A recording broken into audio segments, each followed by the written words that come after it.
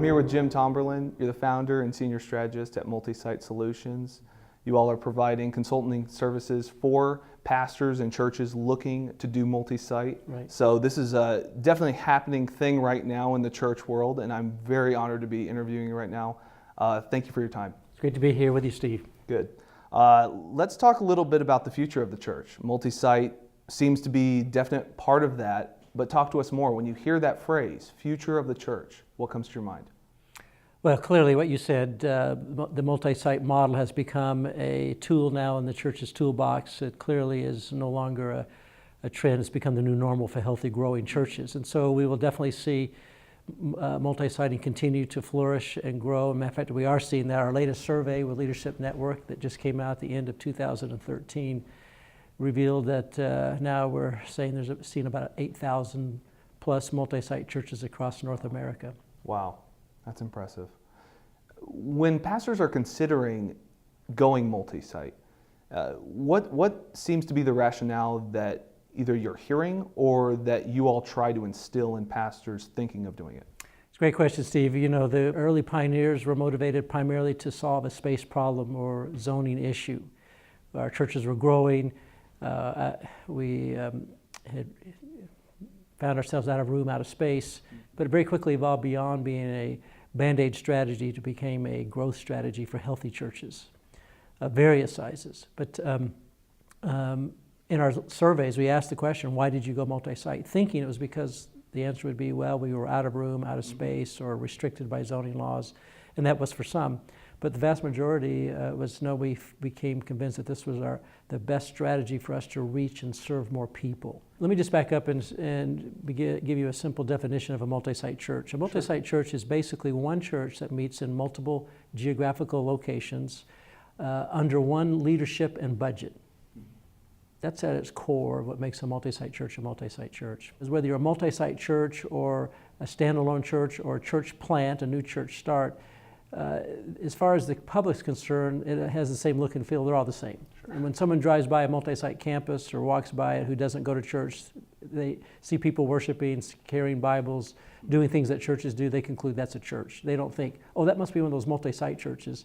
They just see it as a church because essentially a multi-site campus is a fully functioning congregation that has all the basic ingredients of a local church. And I like to say multi-site puts the local back in the local church. That's what it's doing. Cool.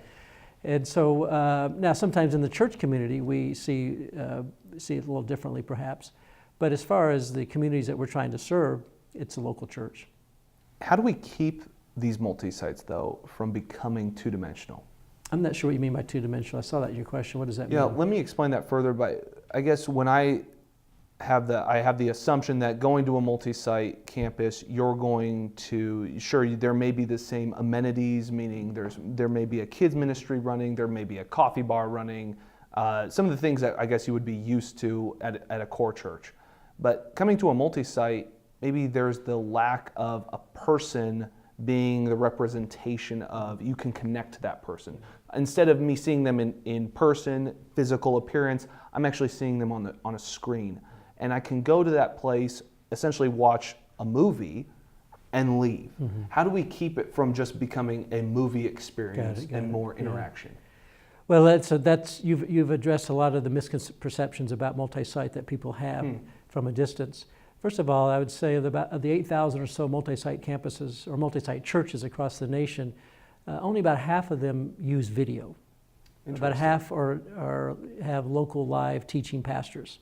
But even those that do utilize video sermons, a typical multi-site campus is a fully functioning congregation with a local site pastor, with a local staff team, depending on the size of that congregation there, with lay leadership and all.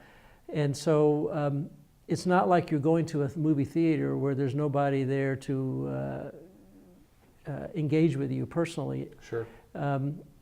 They're fully functioning congregations with real live local leaders there. As a matter of fact, a typical site pastor where they're using video teaching, he's freed up from the sermon delivery and sermon preparation so he can be more engaged and more involved with the local congregation there. A typical multi-site campus that uses video delivery It's not a whole lot unlike a typical church these days that uses video screens on the side of the auditorium when there's a local pastor preaching on the stage, Yeah. and they'll have side screens on the side, large screens, just to give a larger image of him so people can see him. There's words on the screen below him. In a lot of ways, that experience is essentially the same at a multi-site campus. Unless you're sitting on the front row, most people are watching the side screens anyway in a room, and so it becomes. And most people don't expect everyone to have a personal conversation with the pastor or the preacher, even when the pastor's there live preaching the sermon. Good point. And so, in a multi-site campus, you have a local site pastor who is available, who is not consumed with his sermon delivery and all that, to serve and engage with the people there. I guess one of my concerns, and maybe the concerns of a few others, is that the multi-site is making pastors more like celebrities by creating massive church brands that people don't even know. Or you said it yourself, it's just like another church down the street, might as well go. They don't realize it's part of one of the largest churches maybe in the country that's building itself through a multi-site model. So talk to us about, I guess, the celebrity pastor syndrome that could be developing as a result of multi-site. Well, I think the nature inherently of any public figures have the temptation and opportunity, wherever you see it, to be a celebrity. We often think of celebrity as something that has a negative, bad connotation, but was Jesus a celebrity? Was the Apostle Paul? Great point. Was Billy Graham? Is Billy Graham? Mother Teresa? You know, these are famous people who, what does it mean to be a celebrity, that you're well-known, famous? It's what you do with that I think is where the danger is. But even in 1 Corinthians, where the Apostle Paul addressed the church at Corinth and talked about the factions in the church and saying, you know, some of you follow Apollos, some of you follow Barnabas, some of you follow Paul. And, you know, and he was calling the church there to say, be united.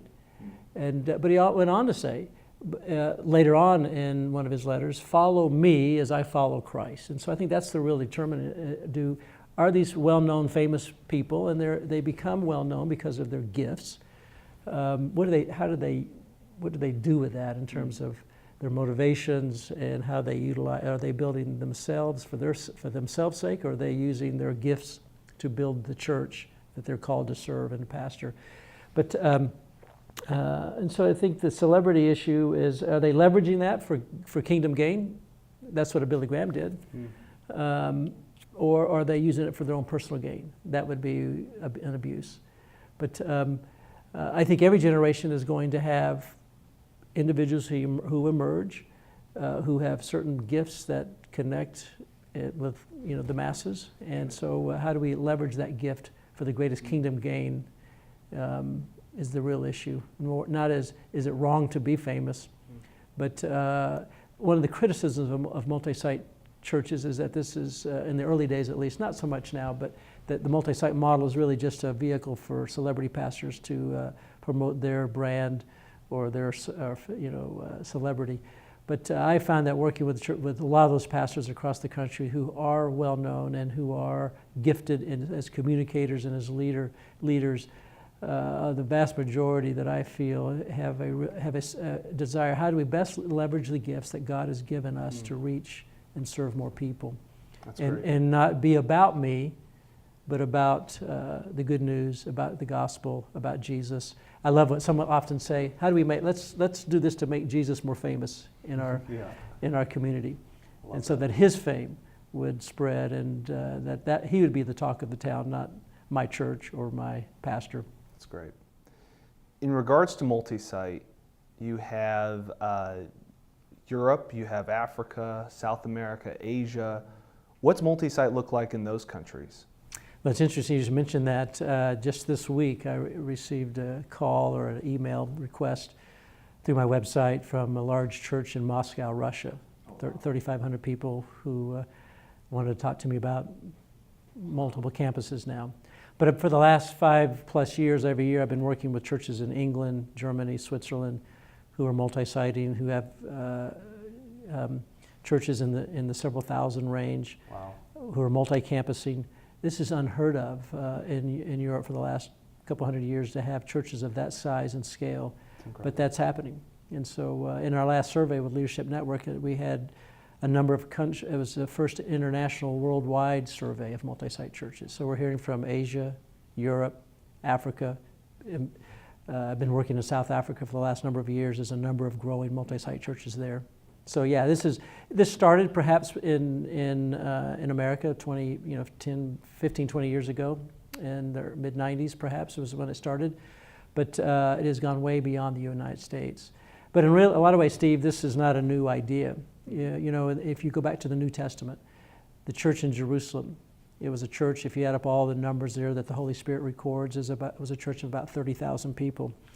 And it says that they met in the temple courts for the corporate gathering, and then house to house. It was one church, the Church of Jerusalem, that met in many house congregations. And all the letters of the New Testament, it's to the church at Corinth, the church at Ephesus, the church at Rome. What's so fascinating, for the first 300 years of the Christian faith, Steve, that totally turned the Roman Empire upside down, the Christian message, the gospel. And in 300 years later, 55% of the Roman Empire were Christian, and they did that with never owning or building a building for the first 300 years. Wow. And so, but when the New Testament describes the church non-theologically, it always talks about it in a geographical sense. The Church of Rome, the Church at Ephesus, the Church at Corinth, the 7 churches of Revelation. And those were all geographical units, mostly cities, and it was one church, but many local congregations. Even the Apostle Paul would write a letter.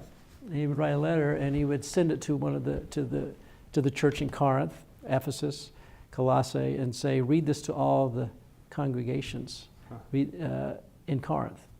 And it was like one message, many locations, many deliveries.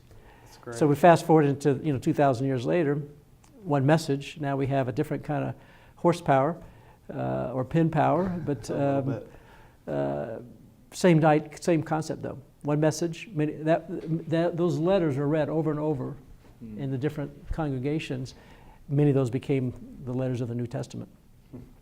You recently wrote a book with Warren Bird from Leadership Network entitled Better Together, and you guys are going off the subject of church mergers. Yeah. I'm sure that is met with some hesitation, maybe by some pastors, certainly by people from churches that maybe don't understand what that means. But talk to us more about, what does better together, what do church mergers mean, and are they a part of the future of the church? Well, it's a fascinating question, Steve, because clearly the multi-site movement has transformed how we do church across America and beyond now. But an interesting wrinkle of the multi-site movement is this a new kind of church merger. Warren Bird, my colleague at Leadership Network, about 5 years ago asked me, Jim, are you seeing an uptick in church mergers across the country? I said, I am. And he said, so are we. We ought to write a book about it. Wow. Because there's something happening there. Yeah. And so we eventually did do that, and we did in our research for about church mergers. We discovered that, first of all, there's never been a book written about church mergers. This is the first book to be written. Why? Because of the consensus of all the literature. There were articles in magazines and chapters in books, but never a book. But all the overwhelming consensus of the church observers and specialists about mergers was it was a failed strategy. Interesting. It was, pretty much the conclusion was that the math would go like this in the old paradigm before the new kind of mergers. The math would go like this: one larger church would absorb a smaller church. 1 + 1 would equal 1. 5 years later, that is, one larger church absorbing a smaller church. And 5 years later, those two churches would be the same size as the original larger one was before the merger. And they usually sold the building and lost those people that joined with them. And those were the good stories. The worst case stories were 1 + 1 = 0. That is, one struggling church joining another struggling church, and like two drowning men, they drowned together. Struggling to survive, they both end up drowning. 1 + 1 = 0, 5 years later. And so that was pretty much the conclusion of mergers of the past. But the kind of mergers we were seeing and that I was seeing primarily through the multi-site consulting, was a different kind of math. It was one church joining with another church, 1 + 1 = 3, or as one pastor in our book said, 1 + 1 = 10 in our case. Oh, wow. There was a synergy that was created by joining together. And the new kind of mergers we're seeing are more mission driven, where the old mergers were more about survival driven. How do we survive? The new mergers were more about embracing a shared future together. But the old mergers were more about how to preserve the past. And so we thought, we documented that across the country in our book, Better Together, Making Church Mergers Work. And we also wanted to write a book that would help churches, first of all, discern when is it right for us, what's a good scenario for, what's the right ingredients and foundation for a merger. Yeah. And then how do you do it? How do you have a successful merger? So we surveyed a number of churches around the country, a national survey of churches who've gone through mergers. We got a lot of good data from that. And about a third of all the consulting that I do now is related to mergers. Because in our surveys we discovered that 1 out of 3 multi-site campuses has come as a result of a church merger or acquisition of a church building. Wow. And so this is what has changed the conversation about church mergers. And the good news about that is, about 80% of the churches in America have plateaued, dead, or dying. Many of those churches, most of those churches obviously have space, physical space, but they're in desperate need of a vibrant ministry. Completely. Now there's 20% of the churches in America today who are vibrant and growing, and they are often growing vibrant ministries in desperate need of more space. And so there's a huge win-win here when we can, when those two churches can find each other and say, we could be better together by joining together. We have a space, we need a vibrant ministry. You have a vibrant ministry, you need space. There's a win-win here. One of the ways that I became so intrigued with this entire project, Future of the Church, this happened a few years ago in May, where I was reading a document by ExxonMobil, and I was sitting in college doing a report for Chevron, reading ExxonMobil's Outlook on Energy 2040.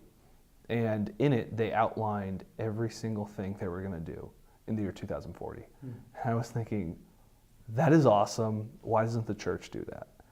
And what's fascinating, I think, in relation to the question I'm about to ask you, ExxonMobil set it up so that they said, look, we have trillions of dollars invested in pipelines, in gas stations, and in refineries.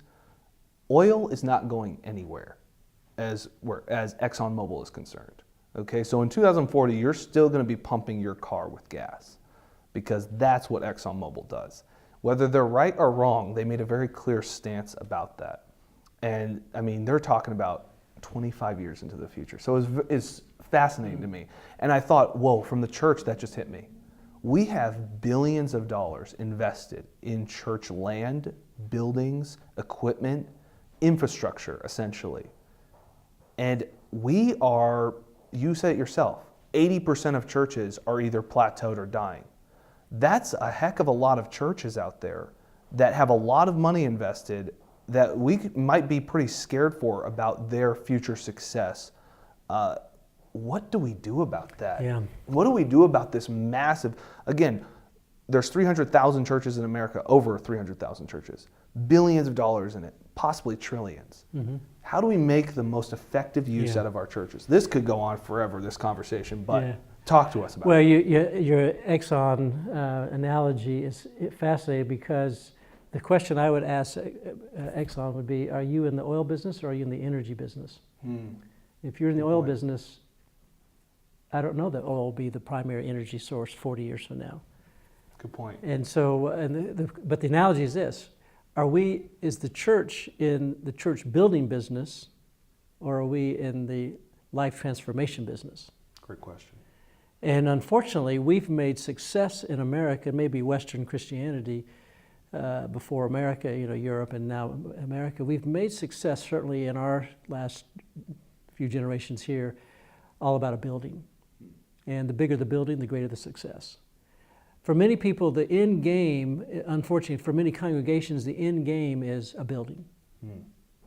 And then we get a building and we think that's the goal, is to have a building. And the bigger the building, the nicer the building, the more inspiring the building, the better. In the reality, buildings are just a means to the end. As I mentioned earlier in our interview, for the first 300 years of the Christian church, we didn't own or build buildings. And we turned the Roman Empire upside down. And so now buildings are a tool, they're a means to the end, not the end game. The sad reality is that we've built large buildings, the great inspiring looking facilities and all that are at one time were full and now are empty. A lot of the urban downtown big cathedrals, empty. Same in Europe. A lot of the super mega campus mega churches, or the modern mega churches, are way overbuilt. That will be half empty in the next decade or so when many of these aging baby boomers retire. Now, large churches is not declining. Matter of fact, we're moving from mega church to giga-sized churches. A giga-sized church, a church of 10,000 or more in attendance, is becoming more common in our country. A mega church definition is 2,000 people on a weekend attendance. But now we're seeing churches move into the 10,000 plus, and what I'm calling, others are calling giga-sized churches, Nice. giga churches. That's not going away. Those are getting larger. Why? Because they're no longer limiting themselves to one location. That's what the multi-site movement has liberated churches from buildings. As interesting as it is, because they all use buildings, but they realize our goal isn't to have a big campus. Our goal is to have a big impact and a big outreach to our community. I heard Craig Rochelle, which is the pastor of the largest church in America today, lifechurch.tv, based out of Oklahoma City. Right now they have about 55,000 average attendance on 18 campuses. But I heard Craig say one time, you think we're a mega church? We're not a mega church, we're a micro church compared to the mega harvest. And across the nation, it's pretty much concluded that about 80% of Americans are unchurched. Wow. They have checked out of church. They're either totally unchurched, de-churched, having grown up in the church and left it, anti-church, against it. But and so there's a huge mission field across our nation, and we have a lot of vibrant, dynamic, growing churches, but they're not limited now to a facility and to a location. And that's the beautiful thing about multi-siting. The nice thing is that you don't have to, even when a facility is maximized, and or if the community around it has changed and it's not growing, but it's still people there, they don't have to abandon that location, but they don't have to be limited to it either. The church buildings of the future are going to be smaller. They're going to be multi-purpose. They're going to be multi-venues within those buildings. They're going to be local community centric, serving the local community, and environmental friendly. That's where we're going with church buildings. The larger culture doesn't value a church building the way we did in the past. And so those buildings the buildings of the future are going to be ones that the community sees as valuable and bringing something to the table to the community. And we're starting to see that already with a lot of the churches that are building buildings that are not just for the church attenders, but it's for the community. Great point. You've worked with a bunch of pastors over the last 2 decades or so. Talk to us about what separates the great pastors from the good pastors. Also, what separates the great churches from the good churches? Well, I appreciate the question. I think when you say good, I think you're meaning good in terms of effectiveness. Yes. Because I think the vast majority of pastors are good pastors, whether they're large church pastors or small church pastors. They're motivated to want to do good and are striving to follow Christ and to be a shepherd to their flock. But I think what makes an effective pastor are those who are able to lead others. I find that, Steve, that most pastors There's kind of three gifts that a typical pastor will have, one of three or some combination of the three when we talk about the spiritual gifts that the scriptures talk about. There's the gift of teaching, there's the gift of shepherding, being a shepherd or pastor, and there's the gift of leading. I think the vast majority of churches are, the pastor is primarily a shepherd.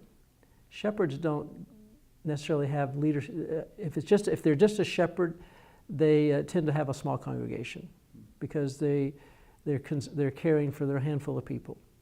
If they're a teacher, then they'll have a congregation. If they're a shepherd and a teacher, then they'll grow a little larger congregation because they'll draw some people because of their teaching gift. But it's those pastors that have a leadership gift with some combination of the other two that tend to grow the large churches. The average size of a church in America is around 75 people. Wow. About 80% of the churches in America are under 200. 90% are under 400 in weekend attendance. And so any church that's over 400 represents only about 10% of all the churches in the nation. Interesting. And so what kind of pastor does it take to be a church in that top 10%, have 500 or more people? It takes a pastor that has a leadership gift as well as a teaching communication gift. And so, but most pastors have a shepherd gift, and if that's all they have, they tend to have a small congregation. See, pastors by nature, shepherd gift by nature, they want to comfort people. They want to protect the flock. They don't want to upset them. They want to keep them stable. And so they don't want to rock the boat. But pastors with a leadership gift, they want to rock the boat. They want to push people out of the boat. And because that's how they grow their congregations, that's how they grow their faith. The same way Jesus said to Peter, step out of the boat. And most want to stay in the boat. That's a good shepherd. It keeps the boat steady.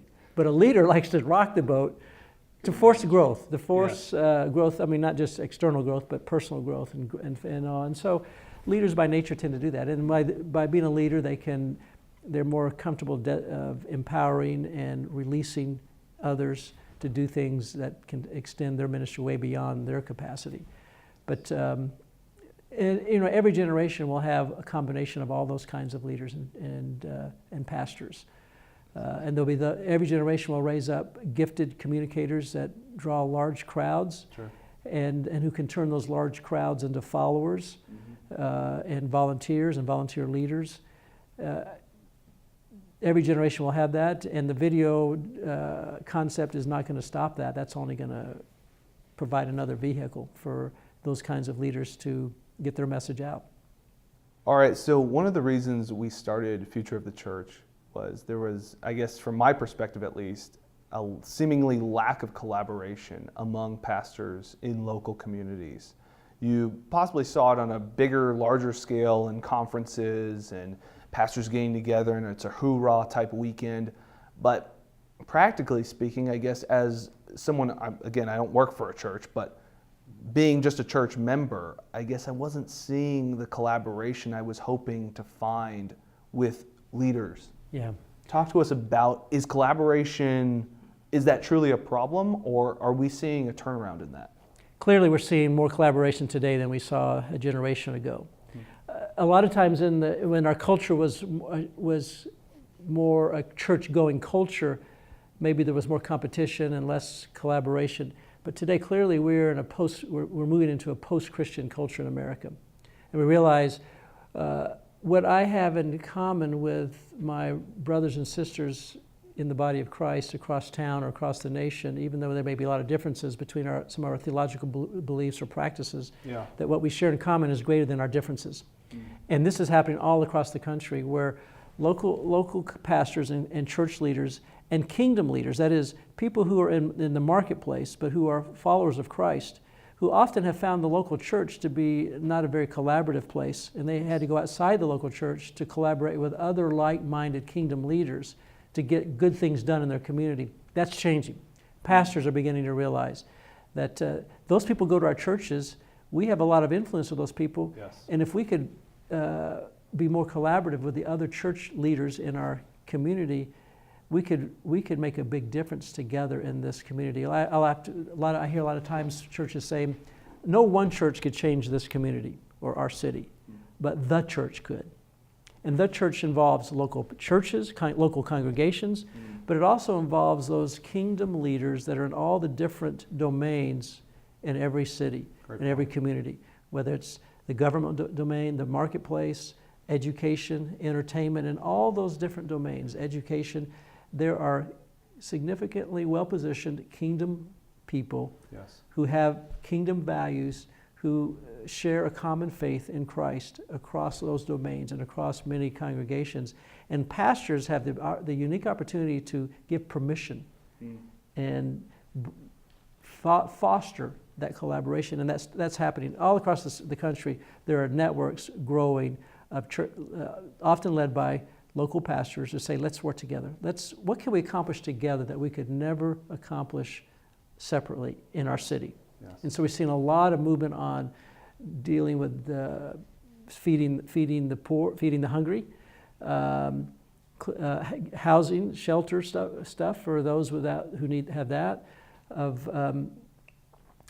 A lot of churches are working together on dealing with the whole sex trafficking across the nation. That's a huge thing. Adoptions, it's a big thing that a lot of churches can work together and really make a difference. Church terminology and even church methodology are becoming very relevant. People maybe changing their sanctuary to auditorium. This is no new thing. This has been going on for some time now, but changing the lexicon to match more of culture, and then changing the methodology to match. Let's just bring up a simple example in terms of the worship. Even it acts more as though it were a concert for a secular band. Talk to us about both methods and lexicon. Are they becoming more, is that true? Are they becoming more in line with culture? Is that a good thing? Is that a bad thing? Well, it's a great question you're asking, and it gets back to really the whole missional conversation, which is going on in the church community these days. And I love it because what is the missional concept is basically it's what's churches ought to be about the mission of Jesus and taking the message of Jesus. Every generation has to figure out what is the language of our culture, and using that language of our culture to bring our message. What does a missionary do? We talk about being missional. We got to think like missionaries. When we send someone to a foreign culture to take the gospel, what do we ask them to do? We ask them to learn the language. We ask them to learn how do people dress there? Yeah. What are their cultural norms that they practice there? And an effective missionary learns the language, identifies with the people. It's incarnational. And so the mistake that colonial missions made, a couple hundred years ago, was we would go to Africa from Europe and South America, and we would impose Western European practices and traditions upon cultures, and we confused, our Western culture with biblical culture. Every generation has to bring the message of the gospel to their generation in language that generation understands. And every generation has to bring the worship styles and the music in the style and worship of the generation that they're trying to reach. And so that's just the burden on every generation of church leaders. How do we change our methods and not change our message? Yes. Our message must stay the same, but our methods must constantly be changing, or if not, we'll become very irrelevant and we lose our ability to connect with our culture. And so how do we stay biblically centered but culturally relevant? Now some will say that's letting the culture dilute or compromise the gospel, and that's the danger. We have to be careful on that. But if we didn't adapt our language and our styles, people would come to church and they would be talking King James language still, And I don't know anybody who talks that way. Dost thou? Dust I don't. And so, but is that diluting the Bible? No, that's just making the language, bringing the Bible into the language of the people today. That's what every missionary tries to do. Final question. As you've worked with pastors all these years, talk to us, what's your encouragement to them as you think about the future church 20, 30, 40 years from now? What would you say to those pastors that have to be the leaders of that generation? Well, that's what I tell pastors all the time when I'm meeting with them. Be a good pastor. What does that mean? Teach the word, pray for people, care for them, and share the gospel. We know that that's what a local church is. Sometimes people ask me, what is the latest and greatest evangelistic tool that is being effective today? And I said, well, it's not the latest, but it is the greatest. It's called Start New Congregations. And so new congregations, whether you're church planting or multi-siting or rebirthing through a merger, reach more people better, faster, cheaper than existing congregations. And so churches are designed, like all living things are designed, to be a blessing, to be fruitful, and to multiply, to reproduce. And so how does that happen? Preach the word, preach the gospel, transform lives through the good news, train and equip those people to live and follow Christ and to share their faith. And God will bless your church, give you favor, and it's His desire for every local church to be a blessing to that community, to be fruitful, and then to reproduce. And so I would say, in my kind of close to every pastor that I talk with, every wrap-up talk I give is, I'll say this to you, Steve: be blessed, be fruitful, and multiply. I love it. Jim, thank you for your insights. Blessings to you. Blessings to you and to Multisite Solutions. You guys are doing great work. Continue it for the kingdom. Thank you.